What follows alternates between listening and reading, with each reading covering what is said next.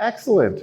Well, the Open Source Geospatial Foundation is the host of this event, and as a group, we do a couple things. I volunteer in the capacity of chair of the incubation committee, and this is really about not taking care of projects, but taking care of project teams. Open source is full of people, and as a foundation, we want to support the project teams and the communities that bring this software to you. My name's Jody. I'd like to thank my employer, GeoCat, for the opportunity to speak to you today. And I'm Tom Kralidis. I'm part of the OSGeo Board of Directors and a longtime contributor to open source software and open standards. Now, the Open Source Geospatial Foundation is a not-for-profit group, so we're not in this to make money, but we are a software foundation. We're in this to make technology, to make the world, and maybe even your world, a better place. For outreach and advocacy, we're looking at promoting and adopting the use of geospatial technology. We mostly do that with partnerships. As a group, we're volunteer-driven, and we rely on our sponsors for funding to keep us happy and well-fed.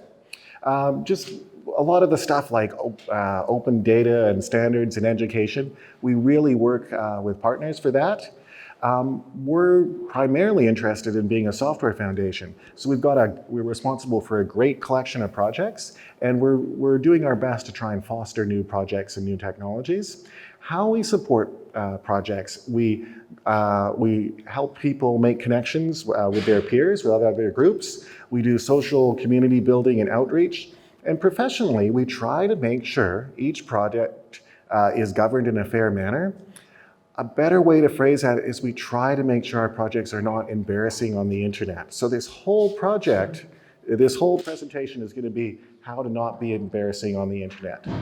One of the things we do to highlight projects is we list them on our website. You know, to be listed on our website, I'm just going to skip over the marketing committee here. To be listed on our website, we need to meet a couple of ideals that the software foundation has. So there's a little choose a project wizard so you can find new technology. To be added to the website, we want to do 3 fundamental things. We want you to be geospatial, like, hey bro, do you even map? We want you to be open source. So we want to make sure that people have the source code so they can actually make a copy of the technology for themselves. And this one's hard. This next one is hard.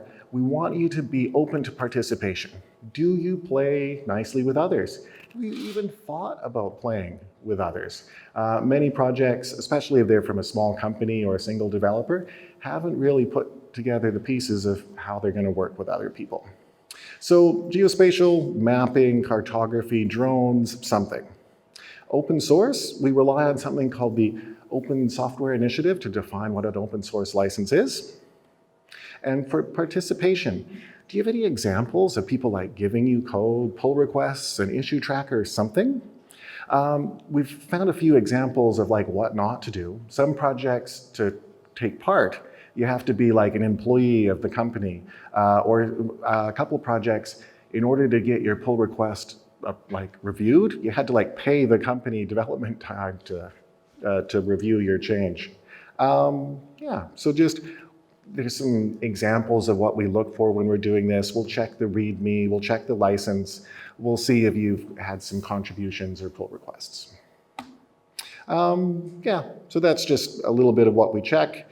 And when you go through and add yourself to the website, you'll need a logo, you'll need a name. There's an opportunity to take a little group photo and share your team with the world, and just highlight what your project's about. I'm going to skip over that one. Commercial support. Yeah. The next level, so going to level 2 for the Open Source Geospatial Foundation, is actually joining the team as a OSGeo community project. So this is where you actually join the software foundation, and the foundation's in position to give you a little badge, OSGeo community sticker, which we would love you to put on your project homepage. And we're also able to, help support your project with code sprints and so on. So you actually become part of the software foundation. So I'm going to go through a bit slower here, but the principles are going to be the same. Code sprints, infrastructure, there's a budget set aside for supporting community projects, which groups have been used to facilitate travel to code sprints and so on. Yeah. So our principles are going to be the same: geospatial, open source, and open to participation, but we're going to go one level deeper. So for geospatial, we're going to take it up a level. You know, in addition to being about maps or drones or something, we actually want you to be open for use by GIS professionals. Do you actually have any user documentation at all? Do you have a website? Can people find you? Are you on Stack Exchange or Slack or Gitter? Maybe you're on IRC. Just, is there some way for GIS professionals to come to terms with your technology and appreciate what you do? Are you open source? So in addition to checking the license, have you actually checked your source code?